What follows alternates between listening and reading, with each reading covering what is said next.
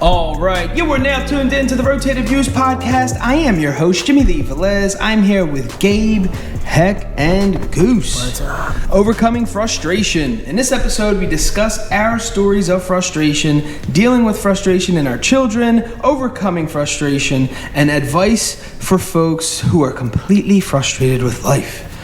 We wrap the episode up with quotes from JoyceMeyer and Tony Robbins. Guys, if you're new, thank you for joining us. Don't forget to download and subscribe. We drop a new episode every Tuesday morning for your listening pleasure. Kicking things off. Gentlemen. What up? Here we go. All right, so we're going to jump right into this. We're going to define frustration from, it looks like, dictionary.com, and then we will jump into the conversation. Frustration, a feeling of dissatisfaction, often accompanied by anxiety or depression, resulting from unfulfilled needs or unresolved problems. That just felt frustrating reading. Yeah. Frustrating listening to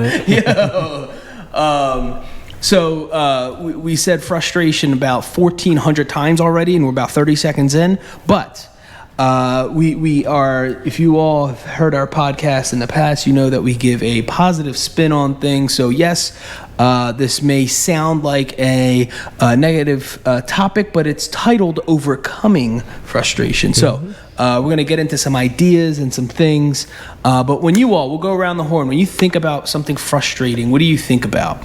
I feel like you keep trying to do something, you just can't figure it out, sort of. Yeah, it's exactly what I was gonna say. I feel like it's stuck. Yes. Like you're stuck on something, whether it's a process or a thing, something that you're trying to work through. Yes. There's a feeling of being stuck.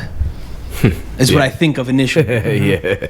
So about 2-3 weeks ago, my wife decides to order 11 pieces from IKEA. And I have to build all these dressers and desks and everything. I'm like, dude, what?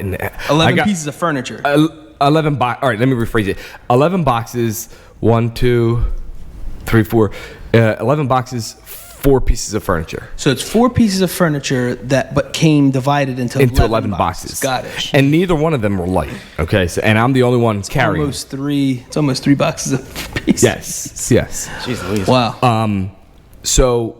You get this delivered to the house? I got it delivered to the house, and I'm looking at it. Poor and delivery guy. And it was 2 guys dropping it off, and I didn't know that it was coming that day. Yeah. She says she's ordering it before she goes away to Myrtle Beach or whatever, and I'm like, oh, okay, cool. Saturday morning, I wake up and it's 8 o'clock in the morning. I have my coffee. I'm doing a good day, and it was kind of sluggish that day or whatever. Next thing you know, I see this truck parked outside, and I'm looking at it. I'm like, Jess, why is there this? What is it? It's those enterprise trucks. They rent them to do the deliveries, the small box trucks. So there's this box truck just going up and down the street looking for our address, and unfortunately, it was kind of gloomy that morning. The number 9, you couldn't see it on the street. Yeah. So then finally, the guy pulls up. He's like, "Oh, you guys expecting some pieces from IKEA?" And I was like, Jess, is that stuff coming today? And she goes, yeah. So I'm thinking it's 3 pieces, 4 pieces. Yeah, I mean, a dresser. Yeah. Man, I see this dude come and handing me something. Goes back, hands me another piece. Hands me another piece. I'm like, literally 11 times. And I'm like, this is crazy. Now my living room is full of boxes. Oh my god. Yeah. And I'm assuming none of them are small boxes. Yes. They're all size of this table, the lengthwise. Oh, jeez. And size of that table. So there was 4 desks and 1 dresser, and the dresser was the size of this table. So that's 5 pieces of furniture. I'm sorry, yes, I miscounted. So we're all sitting around, I'm looking at the boxes. I'm like, when do you expect all this stuff to get done? And she goes, oh, as soon as you can. I'm like, okay. So I go, I don't know what happened. I came back downstairs. Oh, I was looking to see because I had to move furniture out of the rooms. I come downstairs, and the minute I saw a box open that one of the kids opened because they thought they were going to build it themselves. Oh my. Complete frustration.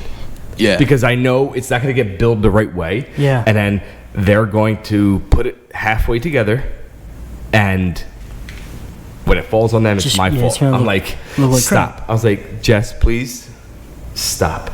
Tell her to relax. I'm going to build this desk for her. I mean, shout out to the kid for taking the initiative to Right. doing something on their own. Absolutely. I gave her credit for that, but then I think about how they build things, right? The follow-through. The follow-through is always definitely, Dad, we need a drill. Dad, we need a hammer. I'm like, what do you need a drill for? I was like, wait a minute. We don't need no drill. I was like, it's just those screws and you lock them in. So, anyhow, I ended up start building the one, and I got frustrated at the one part because it wasn't working right. Here, it wasn't working right because I wasn't closely paying attention to the directions. I had to flip it the other way so the lines could. So I was getting frustrated. I'm like, this ain't working. This isn't working. Why is it not lining up? And it was not turned the other way. I had to flip it upside down. Yeah. And I was like, you got to be kidding me, because it doesn't say flip it, and I'm trying to follow the picture, the diagram, whatever as it is. So the pictures are giving you half information, and like I'm like, oh, pieces are identical, but just the reverse. So let's just say I built 4 desks that day. Well, I'm sorry. if they're the same, were they the same desk or all different?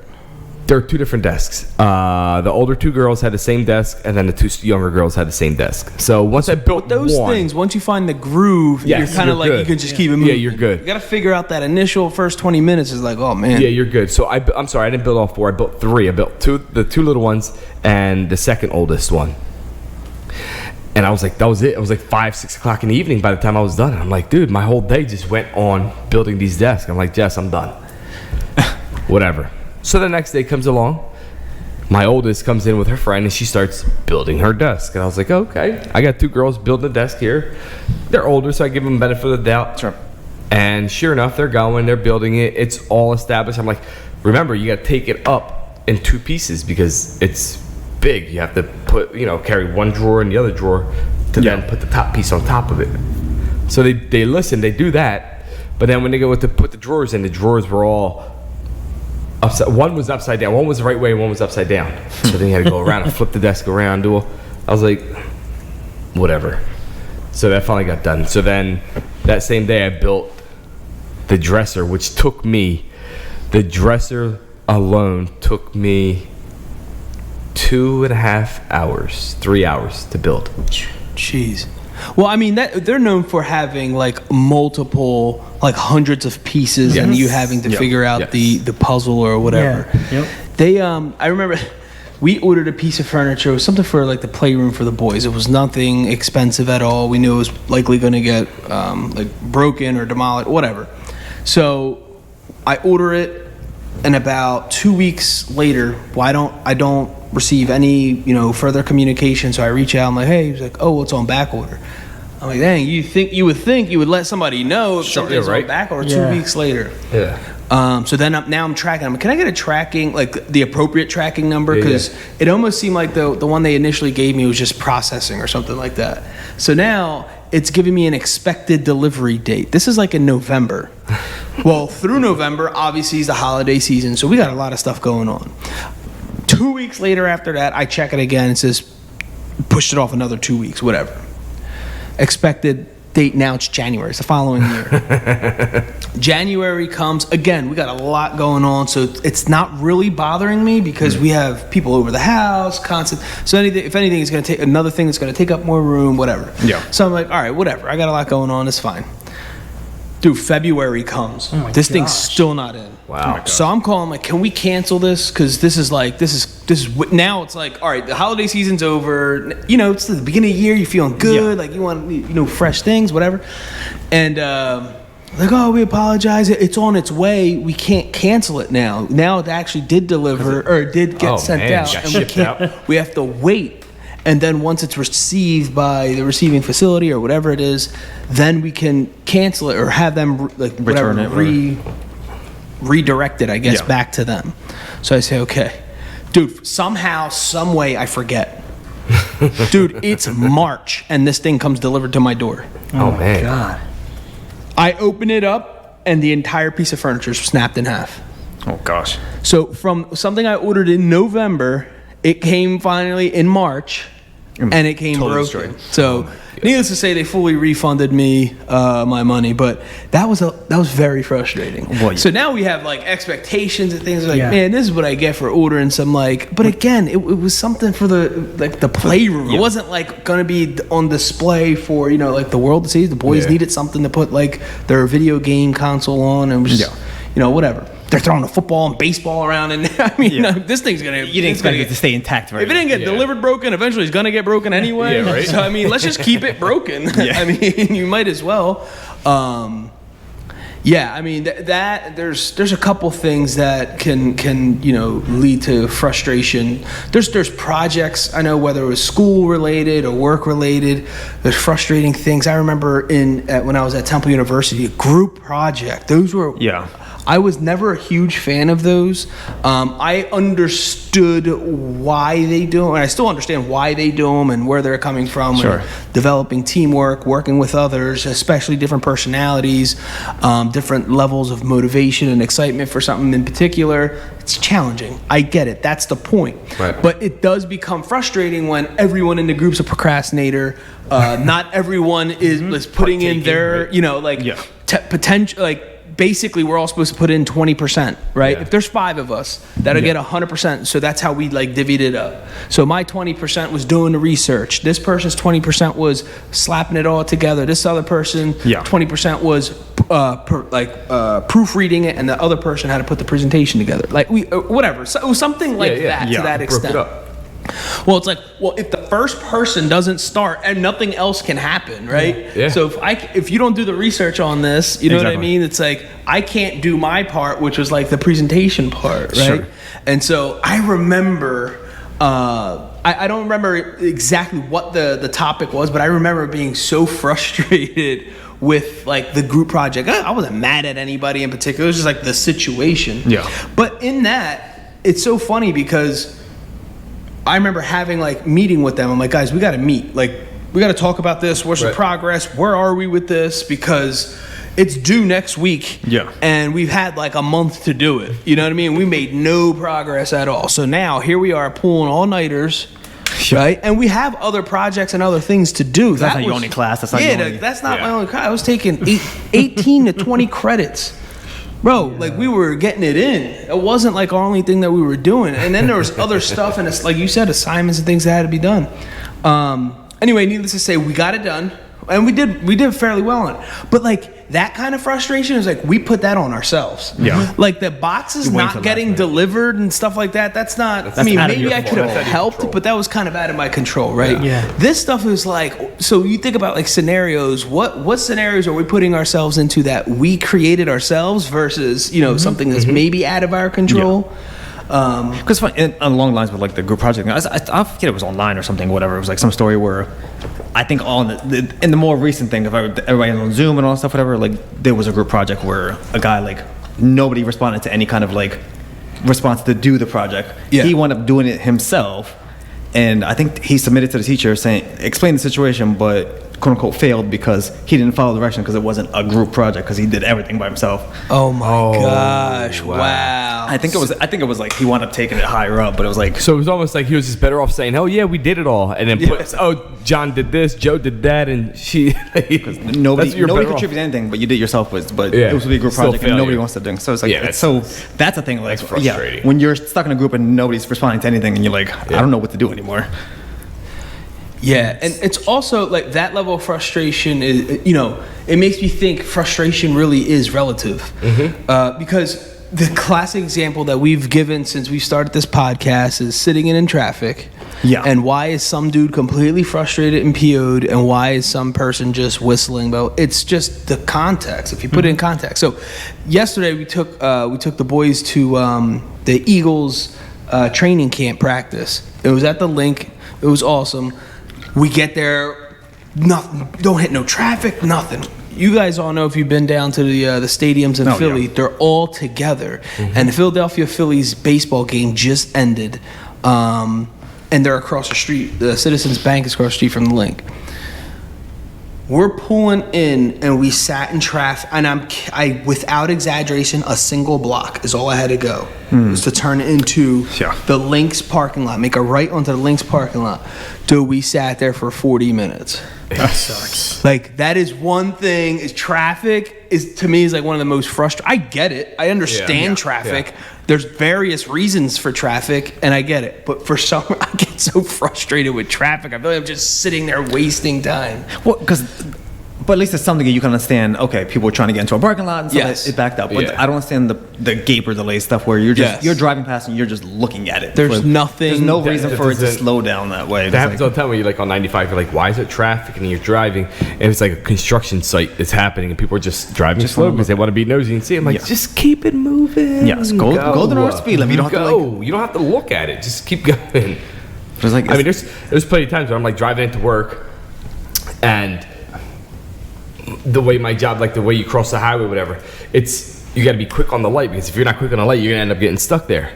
Dude, there's so many times where I get stuck at a yellow. I come proposing or approaching a yellow light, and I know how these people are. The minute they see that yellow light, they're already moving. The oncoming traffic's already moving. Yeah. So I was like, I slowed down. Well, this dude went around me and just continued crossing over the highway. I was like, oh, jeez.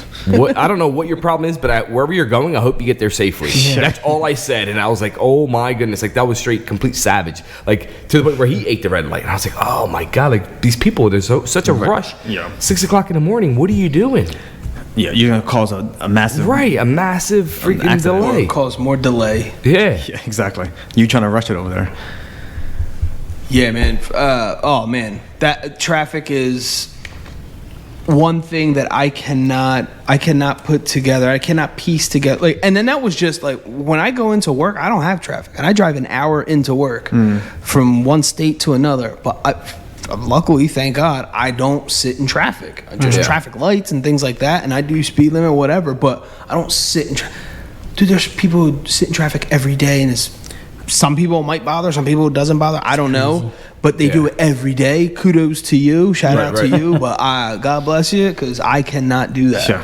I mean, if you're doing it every day, you got to be at some sort of understanding and knowing that that's going to be happening. So you kind of That's the expectation of that. right, like this is my job, you get and used to it. Yeah, you This is kind of what I get do. used to it, right? Because But then I'd again, rather, you never know. even if it's the same amount of time, I'd rather like keep moving. Yes. And Oh, just absolutely. Than be in standstill traffic, even if it's the quote unquote shortest route. Absolutely. So that I do the same thing. So instead of knowing that I'm going to get locked up in this traffic, I'll find another route. Well, I know another route to get to my job. And what I do is I check to see what car I would have been behind. And if it's like a big white truck or whatever it is, I'll go around and I'll see if I beat him or not. Like going, like it's just a little game that I play in my head. And there's times where I don't see it, so they might have gone through that, because the route that I'll end up going is like, instead of doing one traffic light, I end up hitting 6 traffic lights. Oh, right. But it's keep it moving. It's not, you're not sitting there and waiting in traffic. So Yeah. I'm just trying to think. There was another time. I remember, I'm trying to think of like little frustrating things. I remember one time, I don't know why, but I just decided that I was going to help out with cooking. I was probably no more than 10 years old, and I started making hot dogs or something. And then I personally wanted hot dogs and mac and cheese, like the box macaroni, Kraft macaroni and cheese. So that's what I wanted. I was like, hey, you know what? I'm going to make this for the whole family. Well, my mom came home, and I remember being so excited that I started dinner. I'm like, Mom, I know, because I think it was like we had baseball practice. It wasn't like we ain't having nothing gourmet. Let's just make it quick, get in, get out, and go to practice or something. And she was so happy. She was like, oh my gosh, this is awesome. Thank you, blah, blah, blah. She's like, all right, I'm going to go upstairs. I'm going to get changed. Obviously, we'll eat, and then I got to take you to baseball practice or basketball or something like that. She's like, I'll finish it. I remember her saying this. She's like, I'll finish. You, after I'm done getting ready, you come down. You then get ready, blah, blah, blah. Well, dude, I pushed it to another level. I never drained the macaroni and started putting like the cheese sauce and butter in it. It was like the mushiest. Yeah. Dude, and I cannot explain the level of frustration or disappointment in my mom's face, because it went from like, hell yeah, I don't have to cook, this is awesome, he fixed it, to this is a disaster.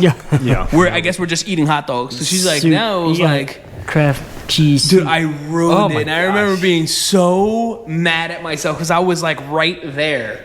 I was so close to like, yes, man, I That proved, one I step. felt like I was like worthy of living in this house because I chipped in. You know what I mean? It was like that one thing I can do. You made a contribution. Yeah, like I made a contribution. That's really what it was. I made this contribution and I ruined it. And I remember being so mad at myself. And then I felt bad for my mom because she didn't say anything negative, but she was like, you could tell she was swole. We gotta dump this now. Oh my Dump out your gosh. macaroni soup. I think it was something like it probably had been like maybe last summer. Yeah. It was like it was a day. It was like we had set something out for like grilling, whatever. So I made it with it might have been like burgers or something. Made everything, put the cheese on top, put everything in the bun and everything. Turned the grill off. It was ready to go. Picked it up, lost balance, and threw everything in the grass. Oh my gosh. All the meat, like all the burgers. Everything was there was cheese stuck onto the deck. There was everything. There was a burger under one of the bushes. I'm like, Oh geez, my geez gosh. Louise. I'm like, and we had nothing else set out to like To cook? to even cook. It was like that because we had defrosted everything or had marinated everything. We're over a ordering couple days. pizza tonight. Yeah, so that's what I was like. Did all that. It was like. It actually came out like I actually made it better than usually I do, and it was like everything went to Oh hell. my gosh. I'm like, That's frustrating. That is frustrating. I'm like, Speaking of like silly things like that, man, my brothers over here talk about frustrating. They would have cereal and leave like 2 little corn pops at the bottom and still put the box away. You think you're going in for some corn pops? There's 2 little corn pops like ding, ding, ding, right in like that little putting an bowl, and empty I'm jug like, back oh in the man. fridge. Put a milk carton back in there. Or you pour the classic, pour the whole bowl of cereal, and then there's like a tablespoon worth of milk left in the fridge. Yeah. Oh my gosh. Just dampen the cereal a little bit. I remember one time I was probably like 5, 6 years old. We're at my grandmom's house, and Mr. Softy came around, but out on the main street, on that back street where the church was. Yeah, Ray Street. Yeah. Ray Street, yeah. So he came around, and my uncles and all of us were all together, my dad, whatever. We're like, yo, yeah, let's go get ice cream. Let's go stop him. So my uncle ran out there to go get him. So they stop him, whatever. We go up there, order our ice cream. I was like, nah, I'll take my dad's ice cream. I'll take it.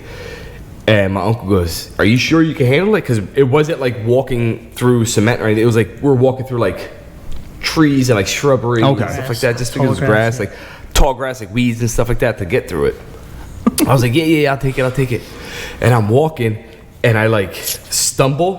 And next thing you know, the ice cream falls slow motion. I'm like, no.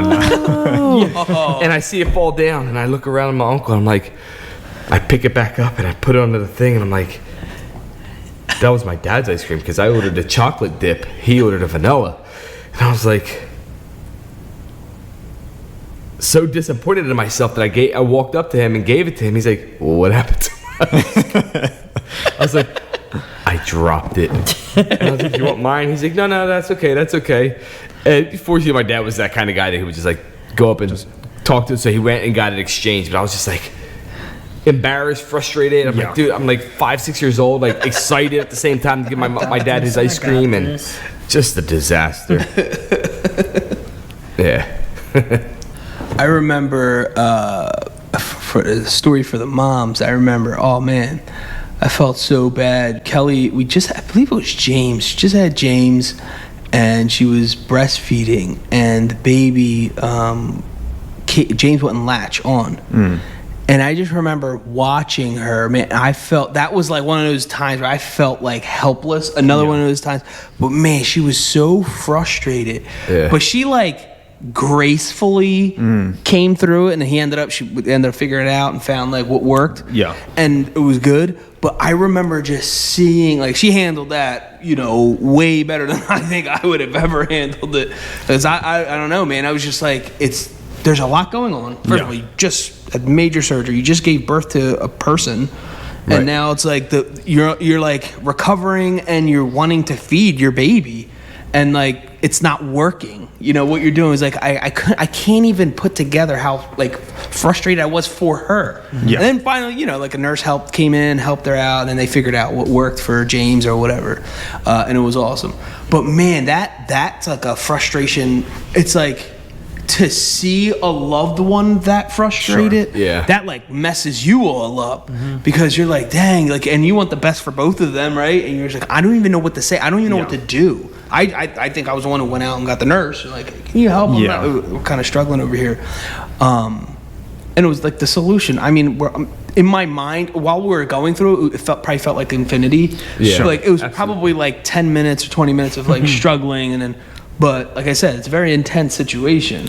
There's a lot of emotion. There's a lot going on. It's very emotional, like the whole experience. Lots of just happened. Yeah, a lot of just happened. It's like a roller coaster. But yeah, I think watching the frustration in loved ones just as hard. I think I don't know if it's harder, but it's definitely just as hard. I feel like this past season, James for baseball got in like a slump in batting. And I remember thinking like trying to motivate him before the games, after the games, just constantly encouraging him. He was finally seeing, I think like there was like a little bit movement on the ball, and I think that was the first time he was seeing it, and so like it was throwing him off. Oh, okay. So he was like second guessing everything he did once he went up to the plate, and it was just like, oh my gosh. And I remember like, and these guys know, dude, we're going through like fall ball, winter workouts, like we went through it all. And finally the season's here to like show off everything, and you're just like, oh my gosh, I felt so bad for him. I'm like, but the only thing I could do is encourage him, get more reps in. So we were constantly in the backyard practicing, and it was like a week worth of, it was like probably like 2 or 3 games you just saw it. It was like, damn. And now he it's a weird thing to balance, because you want them to work it out themselves, and also you have this weird parental instinct to fix it, like to fix things for them. But I'm like, this is something I can't, like, it's a performance. Like you yourself have to fix it, or you yourself have to work on it. And to be honest with you, I think it was more of a mental thing than it was. And then also there was a little bit of movement, and the ball was coming out faster than the previous year. Okay. But it was like 2-3 games, and then all of a sudden it was like he found his groove back, and he was good. But I felt the frustration because he's like trying to explain. And then I remember there was another time where one of his uncles was there watching him, and it was like the one time his uncle could make it because his schedule or whatever, and he shows up. So James wants to like stunt, you know what I mean? Like, I want to get a hit, dude. He struck out, dude. He starts crying. It's like performance anxiety. Came out, then he came up again, boom, struck out again.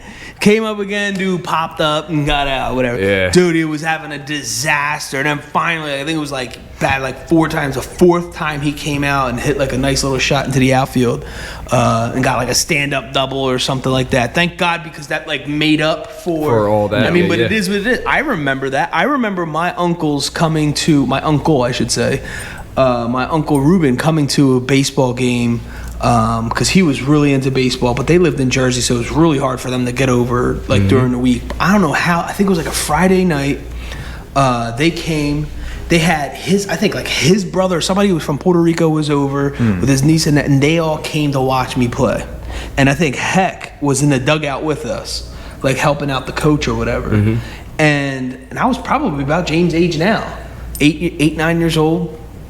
And I remember like my dad, it was like a Friday night. I think it was like a playoff game, 'cause that's the only time we would play where everyone could make it. During the week, it was like brutal. Yeah. Our games were like at 5:30, and it was like my dad's still working, you know what I mean? Like, but anyway, so everybody was out there. I'll never forget, dude, same thing. I batted 4 times. I struck out 3 times, dude. It was so bad. And I remember sitting, and that's why I was like watching James. I'm like, oh my gosh, I was frustrated for him, because I'm like, I know that feeling. I remember that. And it was like against what I would say was like our rivals too, to make it like a little bit more intense. Extra little pressure. Under the lights, people from Puerto Rico there. Yeah. Dude, I'll never forget. And we were winning, and we were winning by like 1 run. And it was like a tight game. I think there was like 1 or 2 guys on base. I forget. But, dude, I hit a foul ball like a dinger. Like, bink. And I was like, I don't know why or what in the world, that built my confidence. I'm like, at least I made contact with the ball. And, dude, Feel a that little was better. Bink. I'll never forget, dude. I hit it right over the right fielder's field. It hit the fence, dude. I got a stand-up freaking triple. I was hyped. They all started going crazy or whatever. It was like all happy and excited. Dude, they were just about to leave. I'll never forget that. Yo, 'cause they had to go. They were like, man, we ain't trying to see this dude strike out again. Like, we're trying to leave safe Flew all the way to face. Puerto Rico Yo. to see this dude strike out 17 Yo, times. we won the game. I had that triple. Oh, dude, it was the best. I remember, like, well, not the first half of the game, but I remember, like, that, like, walking home with, like, my chest, like, poked out, feeling extra, like, pumped up. It's so funny. But, man, you know, it's like a metaphor for life. You can keep striking out, and, like, you're trying. Yeah. That's what was frustrating with me for James. Yeah. Because I know how hard we worked. Yeah. And it was just like, there ain't no way this dude's struggling right now. Like, he looked like somebody who didn't work out all summer, didn't work out in the fall. And some of these kids played other sports and they weren't focused on baseball, where all he was focused was on baseball. So I felt so frustrated for him. Yeah. I'm like, dude, you got to be kidding me. Dude, I had to, like, walk out to the outfield and just, like, stay to myself because I'm like, I ain't trying to ruin anyone else's time. But, yo, this is frustrating as hell, man. But just as in life, like, if you just keep going at it or tweak some things, that's why it's good to have mentors. Yeah. That's why it's good to talk to somebody, because maybe they can see something that you're not seeing. And you keep running into the wall and you're frustrated. Yeah.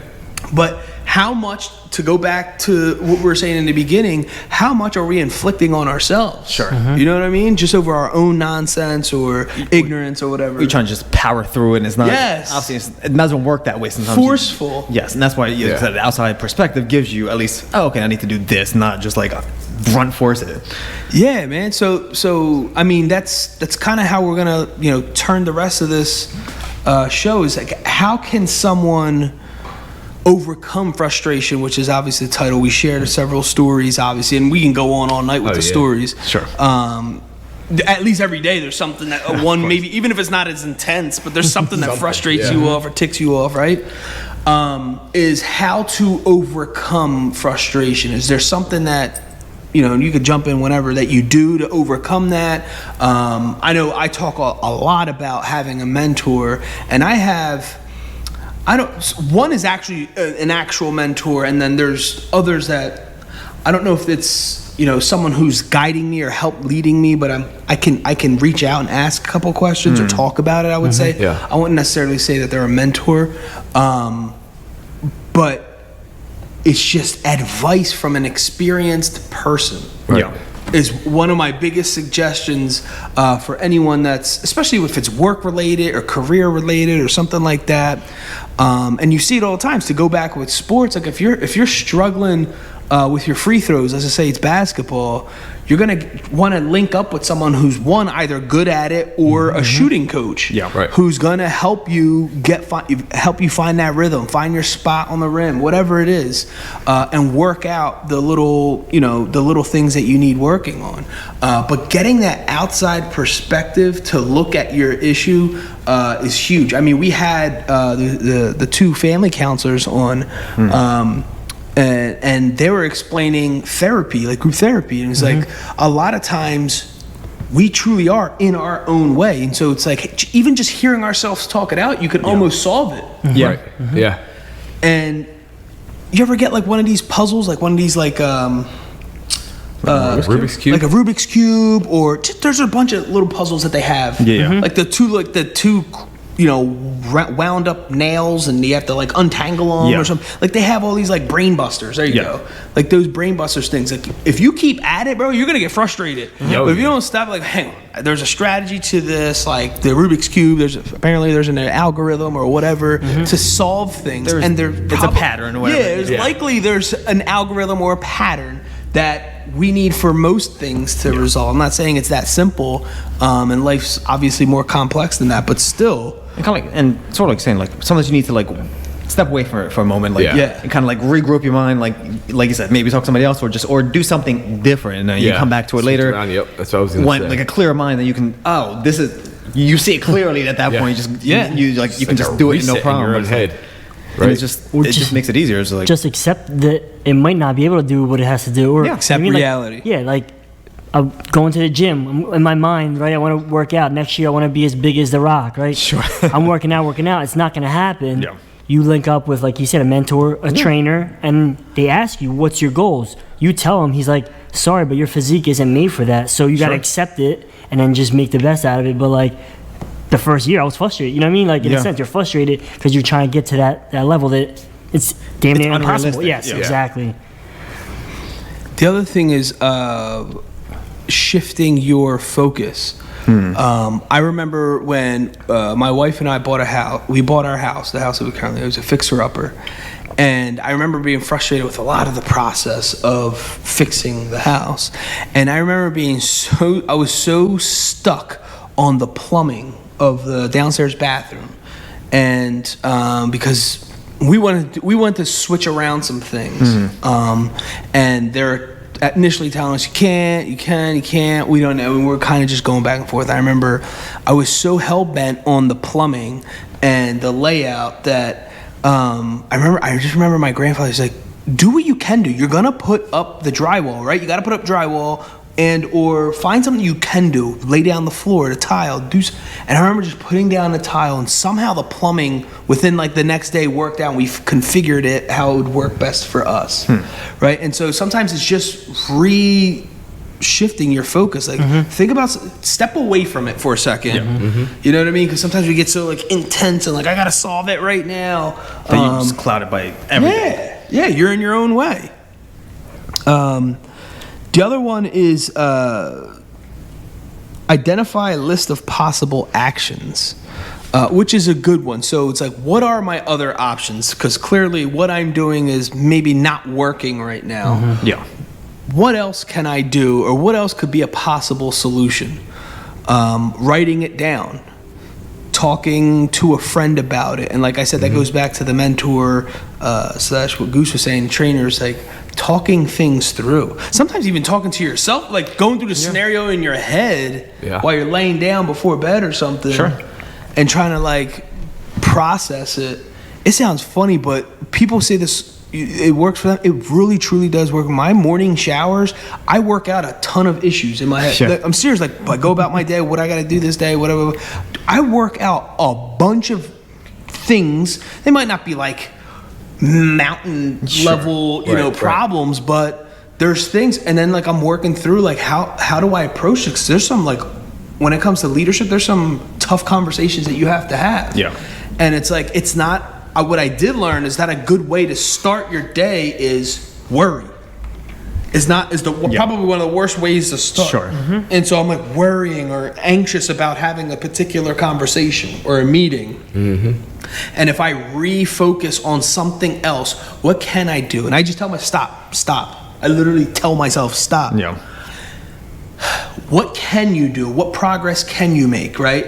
What are the things you can work on? And then I just somehow redirect my thinking and it's mainly to get out of the negativity pit. And then I get into a positivity and like, I can do this. I know I can do this. I'll figure it out. I'll work it out. Blah, blah, blah. And boom, my shower's done. I just keep it moving, get dressed, and my mind shifted. And then it's like, there's something else about, I drank coffee, I drank tea. So whatever I'm in the mood for really that day, that it's like I give myself, it's almost like a treat. Like, all right, now let's look forward to the coffee when you're driving in. Like I'm looking forward to it, and then you're gonna reset and then go over what you just think that worked out while you're in the shower, because I was still kind of, you're still kind of half asleep.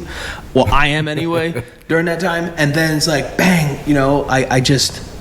I think about it from a different perspective. Now I'm in a different setting too. I'm in a car. I'm very comfortable. I'm dressed, so I'm feeling good about myself, feel good, smell good, and now I'm thinking about my day, and I'm sipping on one of my favorite drinks, coffee or tea, and it just redirects. So all that worrying, that meeting's still got to take place. I'm still a little anxious about it, but I'm not as... Whereas if I'm just bashing, I'm like, oh my gosh, I'm dreading this meeting, or I'm dreading having this conversation, I'm dreading, and you're just saying that to yourself. You're just building up more and more. Yeah, so it's I head out like the whole time. Because like I said earlier, it takes me about an hour to get into work. And if that's the case, dude, for an hour, that's what you're feeding your brain and your mind and your intentions. You know what I mean? Another one is sleep on it, which is another kind of step away from the things. I remember sleeping on a very big topic, and not someone very intelligent, not me, told me, is like, don't try to solve this right now. You could tell it's a lot on your plate. Don't try to solve this right now. And I believe it was my mentor. I want to say it was my mentor or the chaplain that I also have conversations with.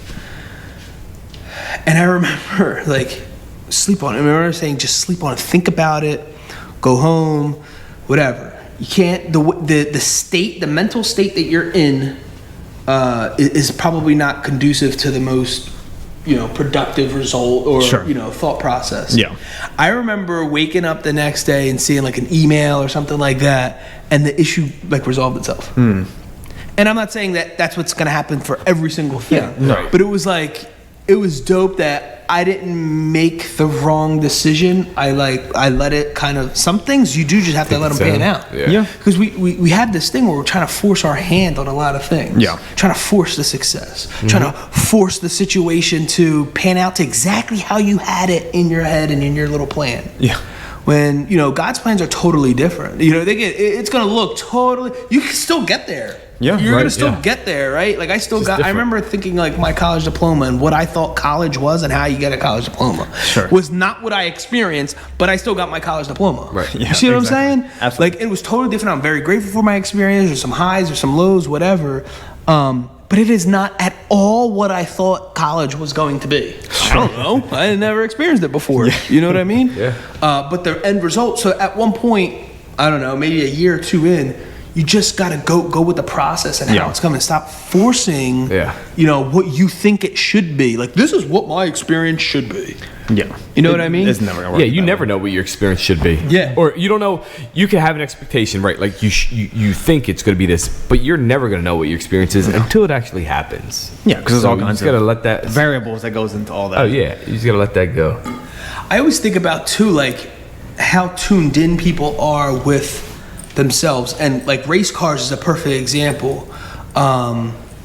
Oh my gosh, I can't believe I'm forgetting what the heck the machine. What's the machine's name that you put the car on and it's going? Dyno? Like a dyno.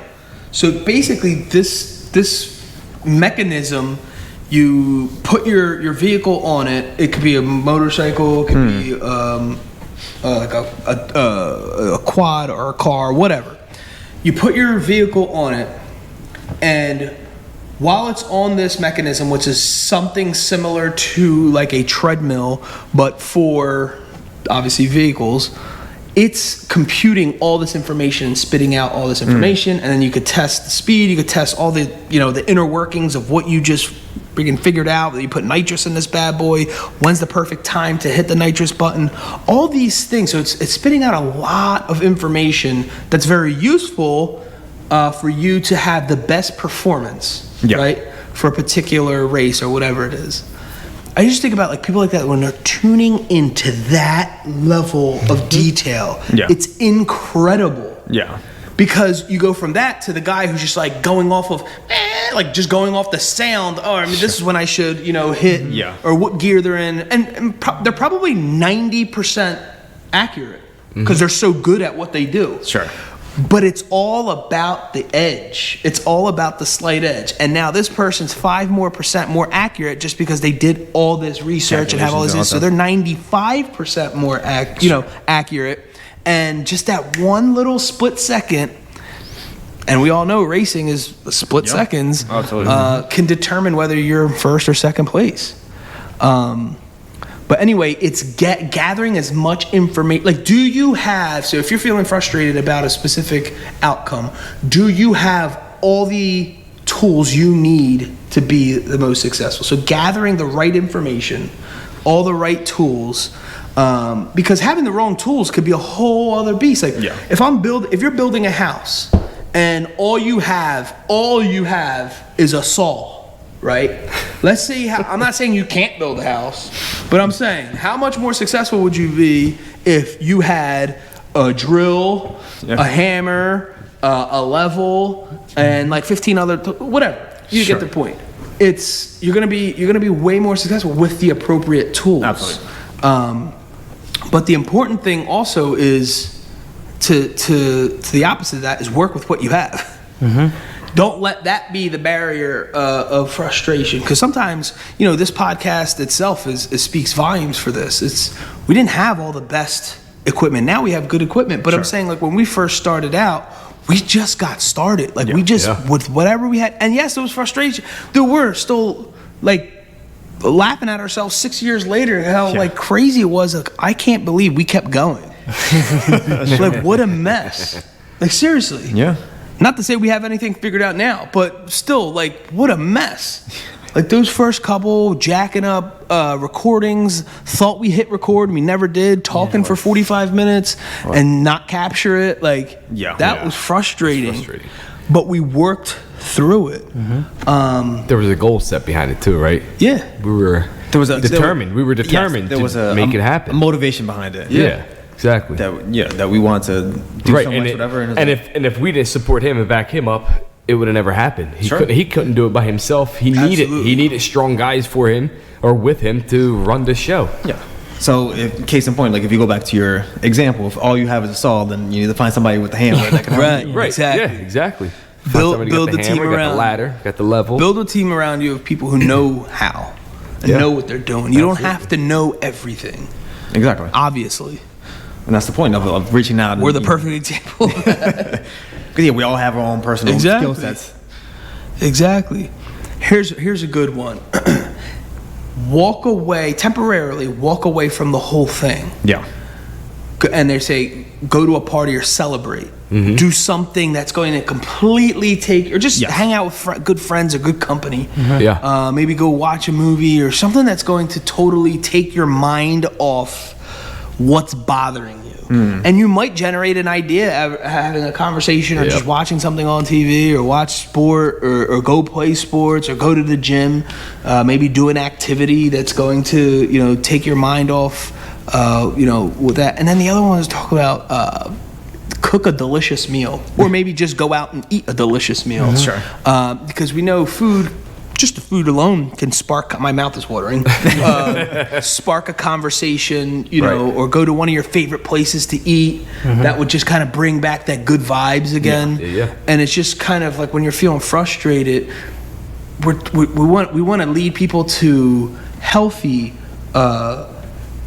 problem solving, items, and not the unhealthy aspects of resentment, anger, just walking away, quitting. Sure. So to avoid all that, or just not healthy fixes, right? To avoid all that, find something that puts you in a healthy, good vibe, and maybe rethink what you're doing, right? There's always going to be something in your path that's going to slow you down, right? There's always going to be a challenge. There's always going to be a speed bump. They're not, and I say this in my motivational mixtape, I say this all the time, there's literally a track called The Challenge. It's not meant to stop you. It's there to simply challenge you. And all you have to do, not all you have to do like it's simple, but is to just keep at it and overcome it the best way you can. Don't quit. Right? It's just trying to test you to see how bad you actually want it. Here's one of my favorites, where we talked about going to, I said a party, I don't know really, but something enjoyable. Going to a comedy club, or going to a comedy, laugh, or renting or whatever, just watching a comedy on TV or some movie or something. Get the laughter out. Like I said, it still drills down or goes back to positive vibes. Find something that's going to put you in that positive mindset. Because feeling frustrated, you feel stuck. Like I said earlier, it's a trap, and you need to become unstuck. Literally. Stop blaming others. Woo. That's a big one. Stand up and fight. Attack it with the why weapon, like why you're doing it. Borrow some enthusiasm. I can get this from my kids. They can get excited over the most simplest things, and there's something so, it could be adorable, but at the same time, it's like admirable. It's like, dude, the simplest thing got this kid hyped, right? And it was just like I said, we went to this Philadelphia Eagles practice or whatever, and James was saying something about one of the players. He wasn't for him, he didn't fully follow the trade or whatever, and he couldn't believe. He's like, we actually got him. I can't believe we actually got him. And it's like he just got stuck on this like elevated enthusiasm about the Philadelphia Eagles and that they made such a great decision on getting, A.J. Brown. And he was telling me the college that he came from, and then and he just kept going, and it was just like, dude, you're like so excited. All of a sudden, I got excited, and we're all like researching, like, oh yeah, and then he went there, and the guy behind us started talking about. He's like, yeah, and blah blah blah, and it's like, this group of people were just talking about AJ Brown. Yeah. Like, and it was just like because a little child was so excited and enthusiastic about what he was saying. Now, I could have been the dad that just ignored him and just like, yeah, all right, bud, I'm trying to watch this. Yeah. But I caught it and encouraged it. And because I was like, I want to borrow some enthusiasm off someone who has it and is super excited. Because I also found him like peculiar. Like he was so excited about the simplest thing. Yeah. And he comes home and he's just like, talking. He's actually a Cowboys fan, James. But I think we might have converted him because he's like, Dad, I think I'm just going to stay with the Eagles. Like, I'm like, yeah, all right. Wait until you go back to school and all your boys are talking your smack. Cowboy friends, yeah. Anyway, so one of the other things is contrast what you're going through with what's the worst possible scenario. Like, is this truly the worst thing that could happen, or is there something worse? And that's really like a small booster. Yeah, I wouldn't necessarily say like that's like the cure, but I feel like if you add, just with all of this stuff, I don't think any one in particular is the actual cure. I think it's a little bit of everything. Yeah, little bits and pieces of everything. Yes, and so if you apply, you have even if it's a 3-minute conversation with your significant other or your neighbor while you're taking out the trash or something, you're just talking about something. Oh, I saw you got the new car. I saw you got the new top for your Jeep or something like that, and you just talk about that, and it gets your mind off of your garbage thoughts or whatever. Exactly. And then you walk back into the house, and then all of a sudden now you're talking about like, oh, they got their new blah blah blah, and they took them 2 hours. I remember when we put my top on my Jeep, it took us like about an hour and a half, but I had help with someone who knew what they were doing. And all of a sudden your mind's off of the negativity and all the negative thoughts. And then maybe it's just like, you know what, I'm gonna go for a walk. I say this all the time. My wife could tell you, my boys could tell you, they know when I'm whatever. I'm like, who wants to go for a walk? 'Cause I just want to go for a walk to get my mind off of, even if I have to bring my phone for business purposes, 90% of the time I try to leave my phone. Okay. But it just, there's a level of like freedom when you leave the phone behind. Sure. Yeah. I cannot explain it, but there is like, it depends on the situation. I get it. There's some safety things there, especially if you're like going for a walk in like a park by yourself or something like that. Yeah. I get it. I'm talking about, I'm like in my own neighborhood around a couple blocks, and I'm just, I'm good. But there's something freeing. Even like when we went to the beach, leaving my phone like in a bag. It was like secure or whatever was in the phone. No one, any sand to get in it, but just not looking at it for an hour or two. Yeah. You know what I'm saying? It was like that you hear the ocean clashing, having a baseball catch with my son. Yes, it's just that detaching from away. like what you're clinging on. It's almost the same thing when you're feeling so frustrated. Figure out a way to detach yourself away, because I said it once, I'll say it again. A bunch of this stuff, frustration, is that we're in our own way. Yeah. And not allowing results or not allowing information or advice come in, because you could be hard-headed and like, no, I'm gonna figure this out myself. Yeah. And everything being so constantly available, you're constantly always looking for some kind of solution to something. So That was like this weekend. I did yard work. I kind of let my house look like that house where the grass was growing too high and the weeds, literally the bushes were like all overgrown. So basically I kind of let the house go with the grass and this and that, although it hasn't been raining so the grass wasn't really high, but my bushes were getting out of whack. So I got up Saturday morning and I'm just like, you know what, I need to attack this. And I was just at it, and it was one of those days where I was like, it's super hot outside, so it took me forever. Really it literally took me 4 or 5 hours because I was coming inside. My wife came, she's like, oh, here's a sandwich. I'm like, I'm going inside to eat this just to kind of cool off, and then I'd come back at it, and then just the front alone took me 3 hours because I was literally pulling out weeds by my hands and doing all types of stuff. So I'm getting frustrated because I'm like, dude, this is the never-ending project. So I'm done. In the front, I go to the back and I take care of the backyard. And now I have a mess of like the kids' toys, the bikes, the stuff. And I see the quad out there and I was like, I'm not putting anything away right now. I was like, let me start this quad. Start the quad. And I left my phone on top of my the stand that I have in the back room. And I just started and I was like, dude, I'm out. I'm just going to go ride around and just relax. Like, just get that out of my head. Like, it's just frustrating because now I got to put all this stuff away. I was gone probably for like a half an hour.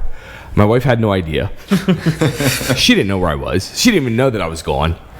And it was just fun to know that. At first, I stopped at his house. I saw him and the boys and his wife. They're building a sandbox, which was dope as hell. The sandbox sitting there and how excited the boys were. And I'm like, yo, I'm gonna go for a run before time runs out, and I can't ride the quad. Yeah. He was like, all right, yeah, cool. So I just go, and I'm just like seeing like the mud, and I'm like trying to do donuts because I can't figure out how to do a donut to save myself. But I'm trying to get it in there and just running through it, and then hop over the bridge. You go to the next section, and I'm just like, just not thinking of anything, just making sure that I'm safe while I'm doing all this stuff and just free, like not a worry in the world. And I'm like, dude, to the point where I was like, I don't want to go back. So I went back around. I drove through my section, up and down and around. And the next thing you know, I stop at Jim's house again. He's like, yo, here, hands me a cold one. And I'm like, that's it. Like, that's all I needed. So then when I got home, I wasn't frustrated about the mess. I wasn't frustrated about putting away my tools. I literally put everything away, loaded up the quad, go into the house. I tell my wife, I was like, all right, the whole backyard is done. I was like, I just got done riding the quad. She's like, you did what? You rode the quad? I didn't even know you were gone. Like, she was so in tune to her own thing. Sure. And that's what it was. It was just like, I just needed, like, I guess because I was working on the yard so much and I was getting frustrated. Yeah. It's hot. I'm doing it by myself like I always do. And it was just frustrating. So just like taking that breath air, going out for that ride, for that breath air, just to bring you back in. And like you say, just take a step back and then come back to it. Yeah, heck yeah. Yard work is one of those things for me too that it can totally make or break, and it's it's like a workout because when you're done, you're happy that you did it. Oh, absolutely. And you know, like it's way more presentable, and your house looks great. And you start comparing your cutting to the neighbor's cutting. You're just like, oh man, it's satisfying. It's just satisfying. Yeah. It's just like you feel good because everything looks good, and then it's like you did it, so there's something like rewarding about that, and you get to go into, I don't know, like, for me, it's mainly in the summer. You take a nice cold shower and just go about your day after that. It's so awesome. But yeah, yard work is another good one. Any final thoughts on overcoming frustration? Letting a plug here. Never take it too personal to make yourself go off edge. Yeah, for sure. It's always something you could get back to, even if it's not the next day or that within that day. Even if it takes you 2 weeks to get back to it, step back from it so it doesn't take over. Yeah, I love it. All right, well, a little shameless plug. Visit blessed.com, BL3SSED.com, and get blessed. It's a lifestyle for dreamers and believers. Check out Miguel's Riverside Barbershop app. Book your appointment, gentlemen. Get your haircut. We're located in Bucks County, Pennsylvania, but Goose takes customers from all areas, even including the tri-state area. So anyway, with that being said, we like to end things with quotes, and the first one is by JoyceMeyer. Frustration is a sign I am acting independently. The more you try your own way, the tighter the doors will stay closed. And the second one by Tony Robbins. I've come to believe that all my past failure and frustration were actually laying the foundation for the understandings that have created the new level of living I now enjoy. Overcoming frustration. In this episode, we discuss our stories of frustration, overcoming it, and the advice to folks who are completely frustrated with life. We wrap the episode up with quotes from JoyceMeyer and Tony Robbins. Awesome. Guys, thanks again for joining us. The Rotated Views podcast was produced for self-development purposes. Huge shout out to our sponsors. This episode is brought to you by the Blessed Lifestyle brand. That is BL3SSED.com. Also sponsored by The Motivation Files Unleashed. This motivational mixtape will be your fuel for success, available on all platforms. Guys, don't forget to visit the website, JimmyLeeVelez.com. Follow us on Facebook and Instagram at Rotated Views. If you have any inquiries or questions, email us at info@JimmyLeeVelez.com. On behalf of myself and the rest of the crew, we wish you massive success. Stay blessed.